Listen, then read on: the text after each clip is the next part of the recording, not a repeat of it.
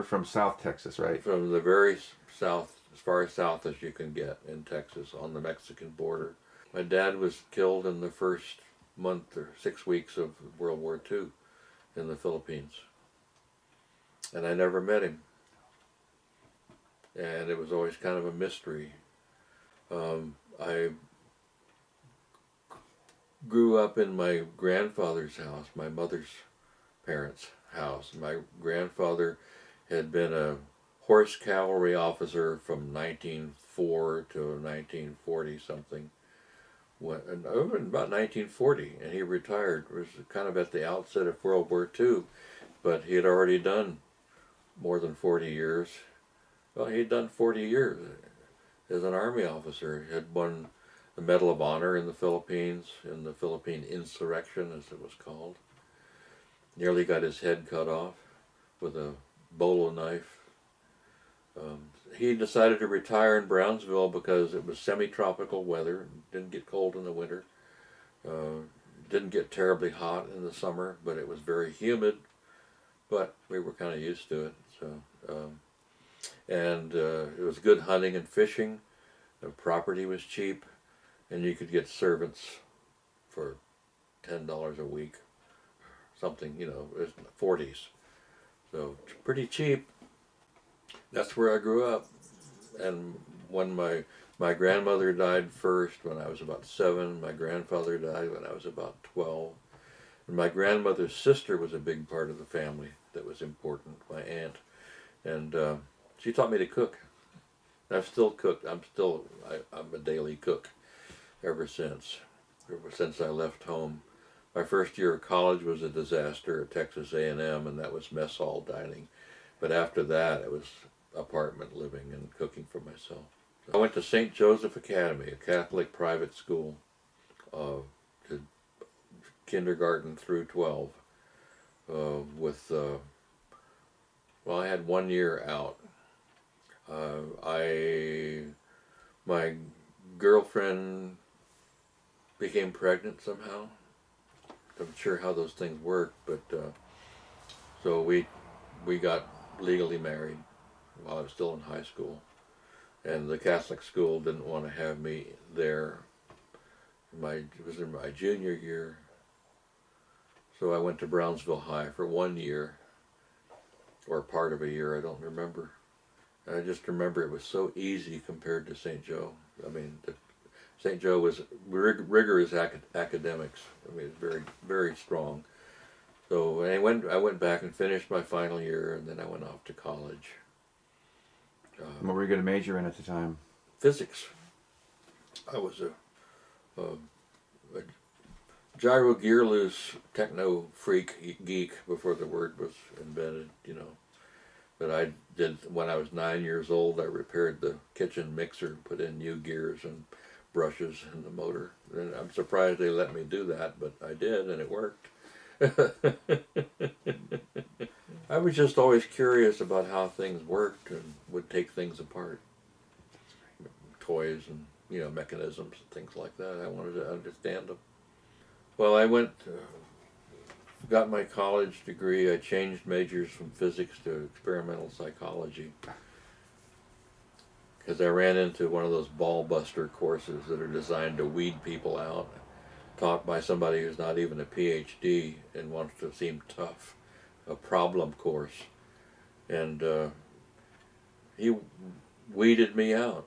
I mean, I was very interested in the science, but I had the required courses, included psychology, and I was lucky to have a very good professor in psychology, and I considered mathematics, history, and psychology. Went into psychology. And then I got into graduate school, got a fellowship, was teaching undergraduate level lab courses, like graduate students do. I was in a three-year PhD thing, but I had been in Air Force ROTC during my undergraduate years, and I finished it with a second lieutenant commission when I graduated. But they gave me permission to continue to get my graduate degree before I would have to go on active duty. And after 2 years, they let me know that the plans had changed and they were going to call me up the coming summer. It was the '67, significant summer.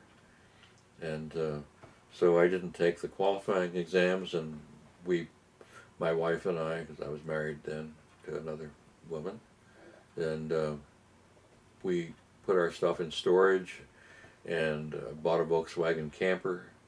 And there's more to it, but we took a trip to the West Coast to see what was up and connect with my old friend Jim Benson from Austin. I had a Porsche that I had restored and needed to sell. I had a roommate drive it out at the same time. So I needed to get an apartment in San Francisco so I'd have a place to list on the classified ads, because that's the way you sold things at the time, is through an ad in the newspaper. And I succeeded in doing that, and then I managed to get a job as a computer programmer at Silicon Valley before it was known as that, in Sunnyvale. I was working for a company for Litton Melonics Systems, anyway. And it was top secret hush hush. They couldn't tell me exactly what the job involved because it was top secret and I didn't have a clearance yet from them.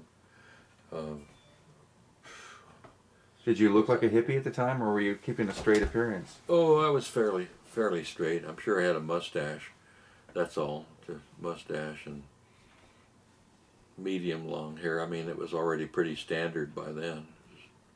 It was '67. It was the summer of love. So I spent my first night in San Francisco, in California, in an attic at the corner of Haight and Ashbury, because by chance my roommate who had driven the Porsche out for me, we went into a head shop at that corner and saw a bulletin board with a name on it that seemed familiar, offering something for sale. So my roommate called him up, and it was our classmate, and he said, "Here, you can stay in the attic if you don't have any other place to stay." It was a nice, I mean, a finished attic. It wasn't just, cobwebs and rafters and stuff. So that was our first night. But then then I found out that the job I had taken in Silicon Valley was programming spy satellites, for controlling spy satellites, and I didn't like that. I was anti-war, despite having just gotten out of the ROTC and the Air Force. And the Air Force didn't call me after all, so we moved back to Austin. I finished a master's degree in experimental psychology and mathematical stuff involving behavioral sciences. Then decided to move back out to Berkeley and found a place. And I became a mechanic because of my mechanical ability and because I found myself in a situation where I had become the owner of a car that had been trashed. And my draft counselor said, "Oh, I might be able to help with that because I do some mechanic work." So I said, "Okay, you're on." And he said, "It probably just needs a carburetor job." So we started on it, and it turned out to be it needed an engine rebuild and a whole lot more. And he would never work unless I went over there and made him worked with him. So I learned, by doing that. I was left with, well, what am I going to do now? The degree that I got wasn't a ticket to any kind of job, and I decided to try doing Volkswagen tune-ups, specialty, just a tune-up guy, and working out of my Volkswagen van because I had no place, business place. I didn't even have a garage or didn't even have a driveway where I lived in Berkeley. So that worked, and called Liberation Auto Service, which is a great Berkeley name, and I did that for 2 or 3 years until I discovered Mendocino, and after that I'm living in Mendocino now. This is where I want to live, so I gave the business away and to friends. Anyway, I gave the business away, moved to Mendocino. There was a move to the scene, which was the San Francisco Berkeley area at the time, '67, thereabouts. In fact, a lot of people moved out around then.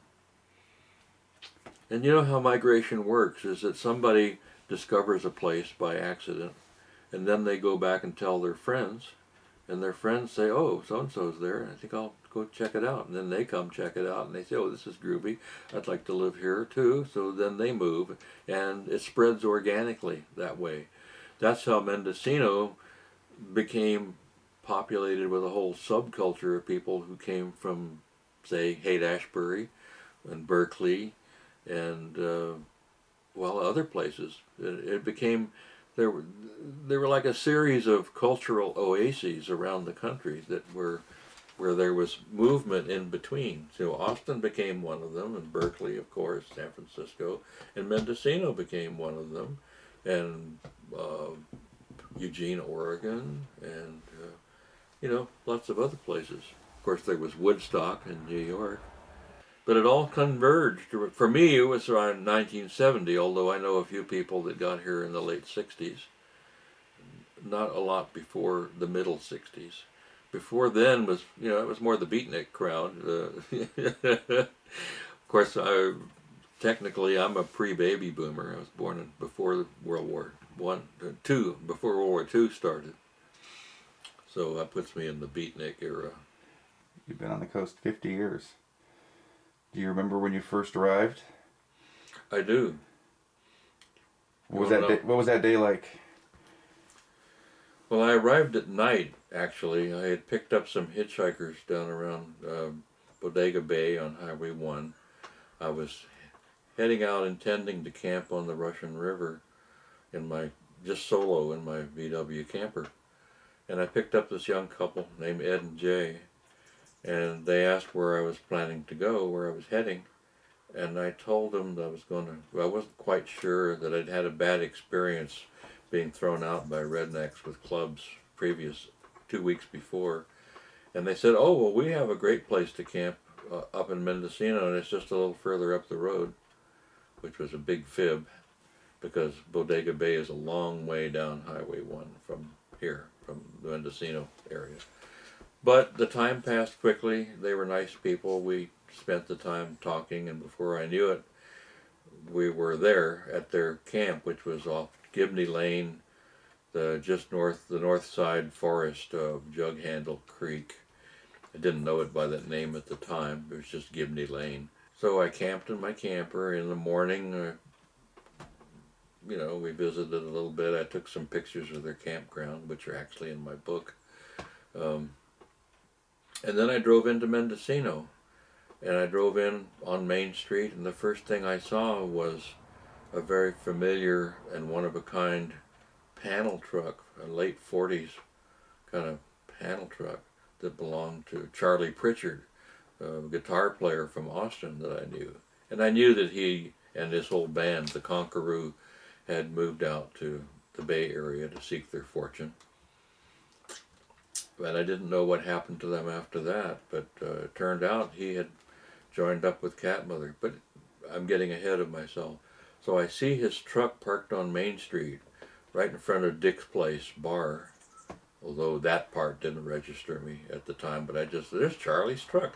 So I pulled in next to him and started writing him a note to leave under the windshield wiper. And then he walked out of a building next door and said, "Hey, Nick, how you doing? Why don't you come on in? We're about to have lunch." And it turned out that Charlie's girlfriend had been hired by Cat Mother to be their cook, and they had rented this whole 3-story building that was, at the time, had been known as the Mendocino Playhouse, and it had a little theater set up in the center of it with a mezzanine seating, like a half-story, sort of a balcony that surrounded it. And it had a small stage. It was only about 10 inches higher than the main floor. And they thought that would be great for a rehearsal space. So they set up their equipment on the stage. And we had this long table. They had a long table set up and serving lunch. So I had lunch with them, and 50 years later, I don't remember the conversation much, except that, I was snowed that I'd connected with these interesting people, and that my buddy Charlie was part of the group. And they were this neat rock and roll band from New York City that had come west. Sure that John was at the Playhouse that first day when I had lunch with the band and the whole group, and it was just the band and the crew and their girlfriends and wives and kids. It was the extended. They called it a family, you know, the Cat Mother family, and well, sure Jace was there. I just don't. He didn't stand out to me on that first day because I had just found my old friend Charlie, and was dealing with Charlie and Roy and Bob, the leaders of the group. We were long-haired and had different values and culture. We would go be naked at the Navarro River in the summertime. Nobody wore any clothing, and 70, 71, 72, thereabouts, and it was all at that time. It was owned by Masonite out of Ukiah, and for public relations, they just allowed camping. They had signs saying, camping or enjoy Masonite lands, and they figured it's a good thing to let people camp and swim and fish and whatever along the river. It was just wide open, and there was quite a scene along the river, including me at times. I had my Volkswagen camper for the first 2 years. But once I became friends with John Chamberlin, which happened almost immediately, he was part of the Cat Mother crew at the Playhouse, and he had a little cabin on a cliff in Elk that was just the main room, the kitchen, the bathroom, that was all, but it had picture windows overlooking the ocean at Elk, a gorgeous scene, Elk Cove. And we were a week apart in age. I was exactly 7 days older than John Chamberlin, and he was a good fellow, a good, funny, intelligent person. So I used to camp in his driveway and share his kitchen and bathroom for a while then. I admired his sense of humor and his skill as an artist, as a designer, as an inventor. There was just always something special in John's work. Every piece.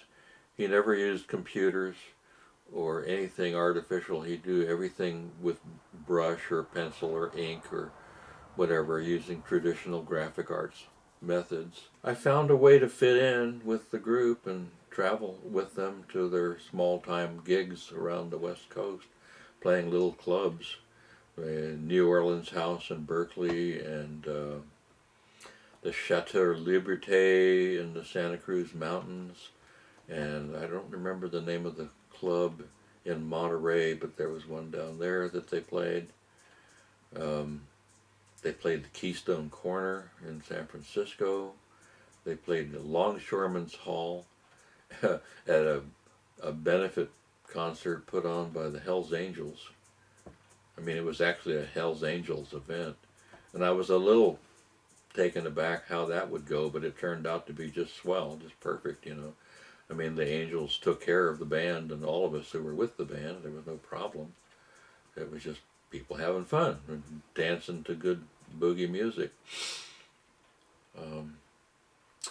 We played the Inn of the Beginning in Cotati, and that became a favorite stop because it was on the way to everywhere that was to the south of here. We'd go through Cotati going down there. We'd always stop in and sometimes stay over the night there, and they performed there many times.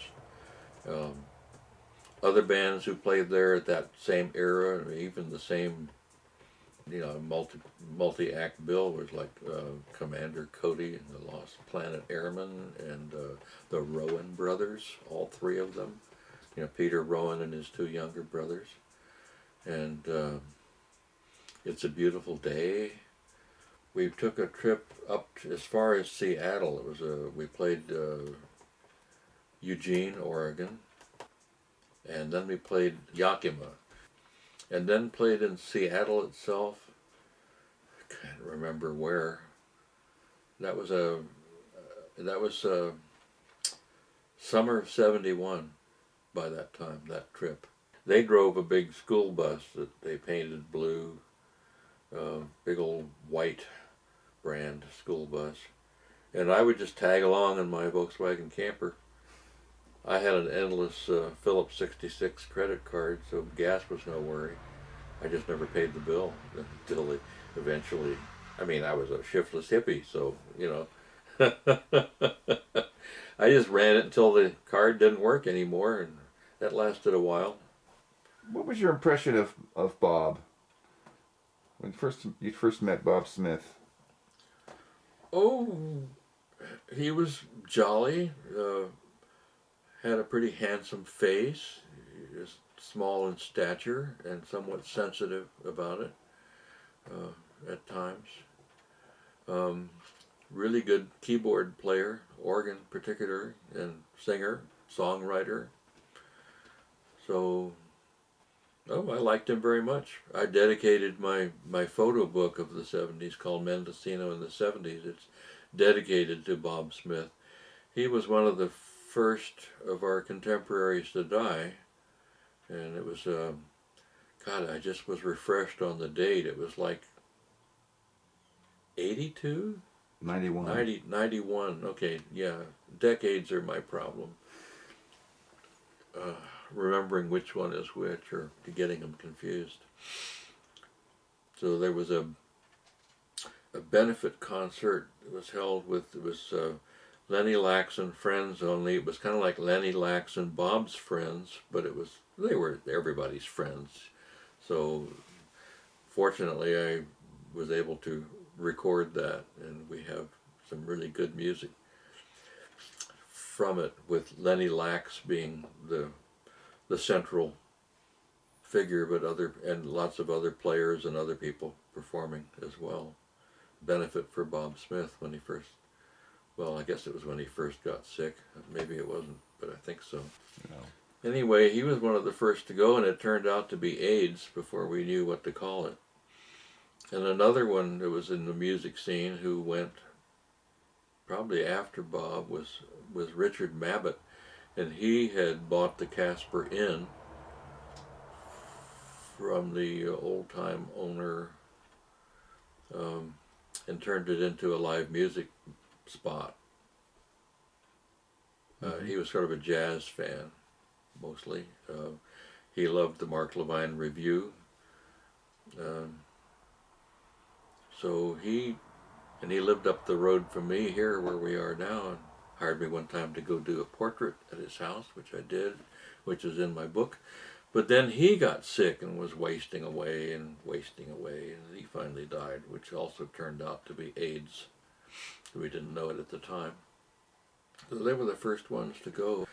And now, as of 2021, so many of our contemporaries are gone. I look at the Horse Bedortes, which is a Cat Mother descendant. It's Roy Michael's division of Cat Mother survivors. There was a 6-piece band when they did their album. I did a shot of them standing outside in the dark on the middle of Highway 1 in front of the Elk Oasis where they were playing that night, the Greenwood Oasis. And because Elk has 2 names, it's also Greenwood. Originally it was Greenwood. And of the 6 people, only 2 are left alive. The only 2 left alive are Louis Callis and Steve Davidson, whom I hope we're going to see later this afternoon, Steve Davidson. Yeah. And Louis been in the production part of the big performance center in Santa Rosa, the Luther Burbank Center. I don't know if they call it that now or whether they call it something else. You know, Cat Mother went back to New York to do their 3rd and 4th albums, and they toured the UK with a film of Jimi Hendrix documentary, as they had previously toured live with Jimmy when he was alive. He died in a plane crash while traveling around. He had houses around the world. He kept Cat Mother in poverty on a minimal allowance while pocketing all the money. He insisted that they stay in first-class hotels and travel in limousines wherever they went, because it was all part of putting up a good, appearance, optics, being rock stars. So when they wanted to get out of the contract, he said, "Well, oh sure, boys, but you know, you owe me a lot of money."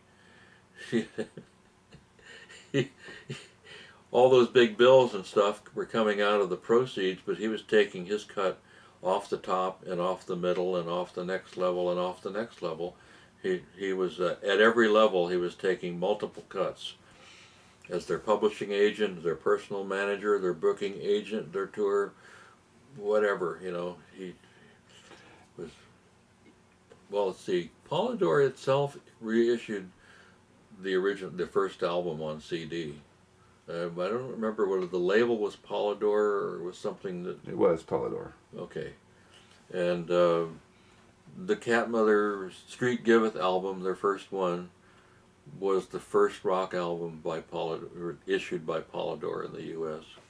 And then Cat Mother also pioneered the outdoor concerts at Woodstock, and in '68 they had a series of weekend concerts in the field outside the house where they lived in Saugerties.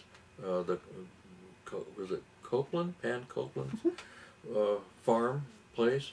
And Pan Copeland had plans to do a Renaissance pleasure fair type event, and she had a stage built, so there was already a stage there in this big field next to the farmhouse, and they got the idea of having some outdoor concerts in '68, so they did. Several. Richie Havens was one of their buddies, and they had others, friends from the New York City music scene that were happy to come up there, and then you probably heard from Michael Equin the story of how they didn't get to play the big '69 Woodstock Festival, which was inspired, at least in part, by the concert that they had put on the previous year. Because although he said they were invited, but their manager would not let them hire a helicopter, would not foot the bill for authorize using a helicopter to get there. They had just played Ontario. The famous last words were, "What's this? You know, you just played the Atlanta Pop Festival, and you just played this other one, and this other one, and this one in Canada. What's one more outdoor festival going to matter?" You know, and that said that about Woodstock '69. So if they had, but I can't help but thinking, what if they had played that one? It would have changed the course of their history. They would never have ended up in Mendocino. It would have been a totally different game changer entirely. And instead of, you know, fading into obscurity as they did gradually, they would have become very well known. I mean, there was like kindred spirits, and those Cat Mother outdoor boogies were great kind of alternative culture social events. They were family-oriented picnic concerts in the daytime in the countryside. You know, they were very mellow, not full of drunks, and the admission charges were super cheap at the time, 50 cents, $1, something like that. Well, it was just to have fun and to do their thing, which was to play music. It wasn't making a big amount of money. It was just, you know, a good thing to do. I mean, it was fun. They were making great music. So they had this one at the Bozeland Commune on Albion Ridge in 1970 that was kind of very acid-fueled, lots of nudity. Cat Mother played. 1970 is only a year after Woodstock.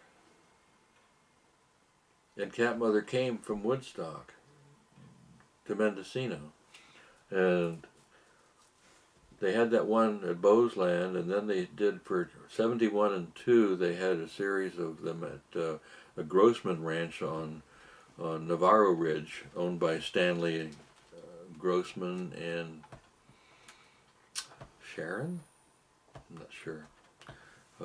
Names, you know, too many years now. The aging brain. The cops came and shut one down because the straight neighbors had complained about all the hippies driving up and down the dirt road and creating dust and bothering their purebred Arabian stallions and whatnot. So they got the county to pass an ordinance against rock and roll, outdoor rock and roll festivals, specifically rock and roll, not country music, nothing else, just rock and roll. So they got this ordinance passed, and the cops came out and shut down this big boogie, the last one at Grossman's, and everybody had to leave. They shut down the concert just as Cat Mother was playing their first 2 or 3 tunes, and Cat Mother was the headline act. So they came at the end of 3 or 4 other bands and acoustic acts. They had alternating acoustic and electric stages, and everybody had to leave. And they had all these sheriff's cars, and they were wearing riot helmets and carrying shields and long riot sticks. And we came to the realization that, we came to the country to get away from the riots and the cops and all that crap that we had to deal with, and we thought we were getting away from it. But now we see that we can't, and we're going to have to organize. We're going to have to have people run for election and have voter registration drives, and we did. That's exactly what happened, and we got a county supervisor quickly. Norman Duvall. Norman Duvall, yeah. It was like the first of the counterculture people to gain office. We got like a county judge and various people. So it changed about 73 or 4, where we became more mainstream. In the early days, there was a lot of animosity between the straights, or rednecks as they were called, and the hippies, which was anybody who had hair longer than their collar, or that came from outside the area. But it didn't matter whether they were professional people or college graduates or whatever. They were the hippies because they weren't like us. They had different beliefs. They were dirty. They did free sex, and they were naked, and So there were several instances. Mostly, there were a couple of them just before I got here, where there were people camping on Big River Beach, a lot of hippies, in driftwood shelters and tents and whatnot. And the locals got together and ran them off, by force. A vigilante kind of scene. And then they ended up camping in a meadow out Little Lake Road, a forested area, but there was, I think, an apple orchard or something, an old one that wasn't occupied any longer, and that became de facto hippie campground. And then they organized, the straights organized in 69, I think it was 69, and they ran the hippies out of there, by force, vigilantes. So a lot of hippies then ended up at a place called, owned by a guy named Val Powick, who was a socialist, and had bought an old chicken farm that had extra buildings that he wasn't raising chickens in anymore. So he allowed people to move into them and convert them into housing, into the chicken shacks. There are multiple on this place. I didn't have a lot to do with it. I was out there a couple of times, but I'm just citing that as examples of how the newcomers were treated by the locals at the time.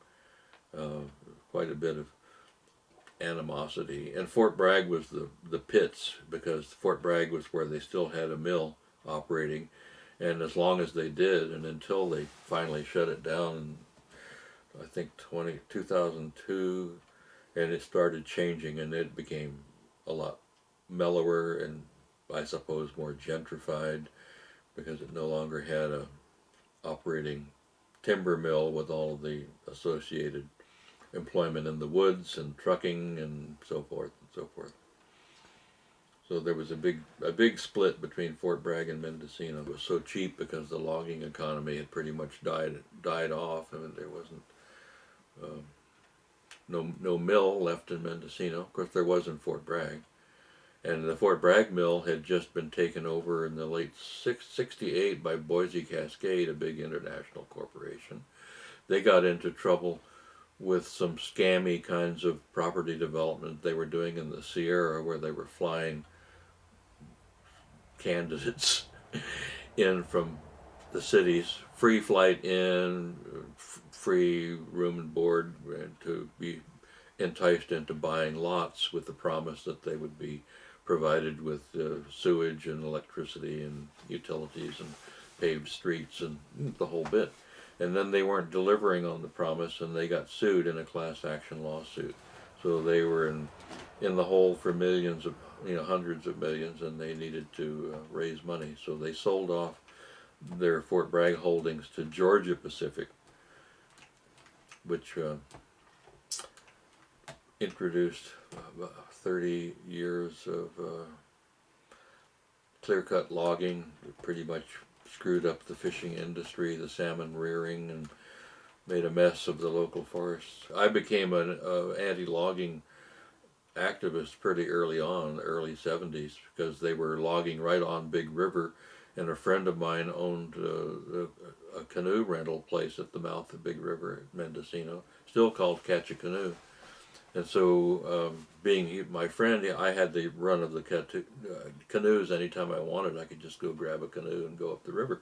So I did, and took photos, and discovered logging happening right next to the river on the flats, and it was pretty ugly to see. Also, the rents. The reason Cat Mother was able to get the playhouse and to rent it for several months was because rents were so cheap. My wife and 3 others, including Steve Davidson, that played with Cat Mother, the conga player with Cat Mother, shared a 4-bedroom, 2-story house on 2 acres with outbuildings, and their rent was $50 a month for the whole place. The landlord came and apologized one day and said, "I'm sorry, I have bad news. I have to raise the rent because the taxes went up. It's going to have to be $60 a month." So the individual share went up to $15 each.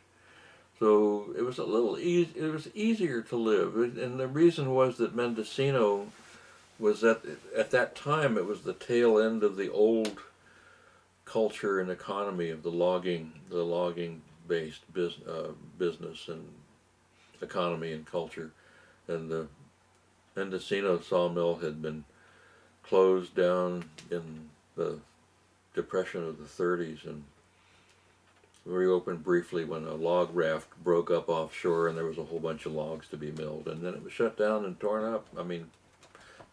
Scrapped, and all the milling took place in Fort Bragg. So there wasn't a lot of business to support. There wasn't much of an economy in Mendocino, so it was cheap. Bill Zaka started the art center. He had been a high school teacher in Mendocino High, and overheard a couple of people talking about buying the site of the old Preston mansion where the James Dean movie East of Eden was partly filmed there, and then it had burned down in a fire.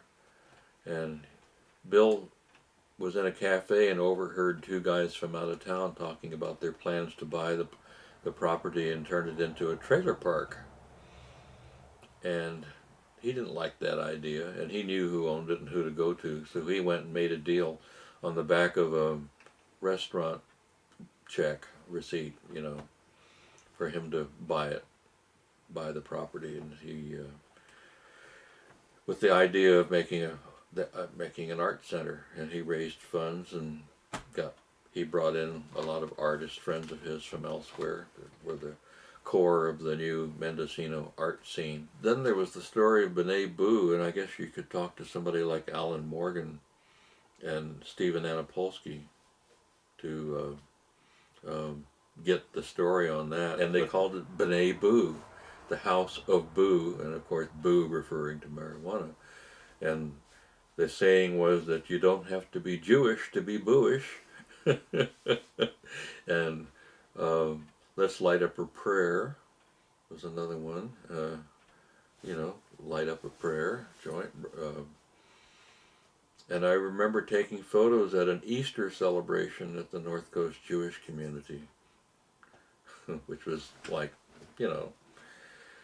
Easter and Passover are certainly related, but it was a bunch of hippies out having an outdoor concert on the headlands overlooking Mendocino next to the bay. It's kind of changed. Now there are a lot more trees. It used to be it was just flat and no trees in the way. And I remember that the cops all set up along the road with tripods and telescopes and cameras with telephoto lenses, and keeping an eye on whether the hippies are using pot out there, because those hippies. Well, of course they were, but With B'nai Boo. nobody got busted. I know my friend Roger Collin helped Stephen build the brewery, which was the only building. The brewery was the temple, or the Jewish temple, or the Buish temple on the property. That's long gone. I took a picture of Stephen on the roof of it with a rustic wooden Star of David. He was the shamus, is that what they called it? Of the caretaker of the temple. I'm not sure. What was it like walking into the Paiwacket for breakfast on a morning in 1971 in Mendocino here? Oh my goodness, see, you want me to go back 50 years and remember details. Well, the Paiwacket only lasted until kind of, I guess, into 72. I mean, I could actually give you something more specific, but not off the top of my head. And then the owners of the business closed it, and it was replaced by the Uncommon Good, or called the UGG for short. And it was very similar to the Paiwacket in terms of it's still the same place. It had all these custom-made tables and chairs and benches and counters and neat sort of hippie redwood design. It had a bakery and lots of, a very fancy hamburger with your choice of cheese and chips and salad cost $1. So you can't get something like that for $15 now in Mendocino. So that's an indication. You could get a full salmon dinner at the Paiwacket for $2.75. So that was the most expensive thing on the menu. So, and I could get breakfast for 50 cents. I could get a cup of coffee with unlimited refills and 3 lumpy dump muffins, which were invented by them, and have a wonderful breakfast and a whole morning spent at the Paiwacket for 50 cents. So things were pretty cheap in those days. A replica of the building is still there because the original Paiwacket building, 2-story building, Cape Cod style, was burned down by an arsonist in the 1990s or so, I guess, or I think it was in the 90s. And the owner decided to rebuild it according to the same plan exactly. So it looks just like the original one. It's now called the Trillium Restaurant. For a while it was called the Chocolate Mousse or something like that. When the Seagull was rebuilt after the fire in 1976, the cellar bar had been in the basement, the cellar. When they rebuilt it, they added a new floor on the top, and they put the cellar bar in the attic, essentially, the top. And that was like almost like a Chamberlinism, in effect, to have the cellar bar upstairs. So there was an inside staircase that went from the restaurant downstairs to the bar upstairs, and the owner hired John to paint a mural on the wall in the long straight staircase. So it had this really great mural. I have photos of it somewhere, but not handy at the moment. But they're in demand from David Jones, the owner of the place. Well, here's how it worked. I got the Cat Mother truck shot was on one of my first 2 rolls of film, black and white film, because I had shot color slides before that, and I didn't shoot a lot of them, but I did shoot the Cat Mother Boogie at Bowe's Land in September of 1970. I know that was the earliest pictures I had of Cat Mother that I could remember. And it was, gosh, it wasn't until 71 that I had a decent camera, single lens reflex camera, and did the truck shot. But after that, when they bought the shot over the guy that they'd hired, and you decided to use mine, I decided, and a close friend whose house I was sharing found out about that, and it was Christmas time, and he says, "Well, I have a whole darkroom equipment stored away that I'm going to give it to you. Merry Christmas." And we set it up in a little back bathroom, extra bathroom with the sink. I mean, trays set up on a board over the bathtub kind of thing, you know. So that was an encouragement too. So I just poured myself into it, and I was loading my own black and white film, cheap, you know, buy a 100-foot roll and load it into refillable cassettes. The typical 35 millimeter film that everybody used to be familiar with, maybe not anymore, was a little metal thing, but actually called a cassette. And because the film was loaded in that, and when you're finished shooting it, you turned a crank to rewind it back into the cassette all the way in. So then it was protected from the light, so it wouldn't get exposed and ruined.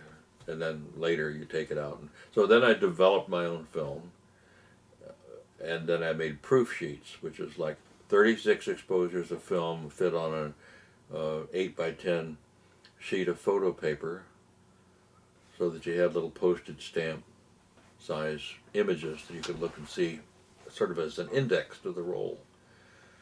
So on those, I would put the date on the back, and the negatives would go into a little accordion folder thing with a clear plastic folded insert that would hold all your strips of film. You cut them in strips of 6, and filed them away. So my cost was $1 per roll to shoot, to buy the film, develop it, make a proof sheet, put it into a negative file, and file it away. So $1 per roll. That I could afford that. And I shot a lot. My method of learning was basically shoot and process right away, and then I could see what the results were while I still remembered what I did, and I could learn better from my mistakes that way, and could learn what worked to get reinforced from what worked well. So that's how I taught myself photography. Didn't have any teachers. I did subscribe to Popular Photography and maybe one or two others, and I did learn from some of the magazine articles, a tip or two. But mostly I just learned by doing, and in the early days, you could buy Kodak postcard print paper, so it was like cardstock paper with a photosensitive coating. Of course, you'd only open the box in the darkroom. Came in boxes of 100, and I would make my first. Of course, the first thing you make is the proof sheet with the little prints, and then you mark those with a grease pencil. Circle the ones you want to proceed with, and then make first prints of those. So often it would take 2 or 3 attempts to get the exposure right, select the right contrast paper to use, that kind of stuff. And those would fit into a shirt pocket nicely, and they were easy to handle because they were nice stiff paper, and that was, I would always go, whenever I went out, I would have my latest photos in my shirt pocket, like so. Maybe a dozen or 20 or so at the most that would fit in the pocket. So then I could show people, show my friends, show them at the Pie Wacket or whatever, the local restaurant, coffee shop kind of thing. Still have some of those. They're my oldest prints. And doing it on that way led me to the idea, I don't know if I want to get off into this, but how I first came up with making some money as a photographer was publishing my own line of postcards. But I didn't want to do color postcards because they were expensive to print, and I figured I could do black and white postcards. And I actually was using old-fashioned sepia processing just to get an old-fashioned look to my wet process postcards, my photographic postcards. Still have a lot of boxes of those. And so that gave me the idea of getting my postcards printed as sort of a fake sepia tone color. And I did those for more than 10 years and would go around and I'd put postcard racks in stores and come around from time to time and refill them when I could persuade the owner to buy a few more.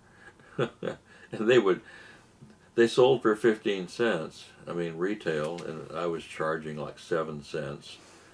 And so it was pretty hard to make any money at it. Was Nikki a local person?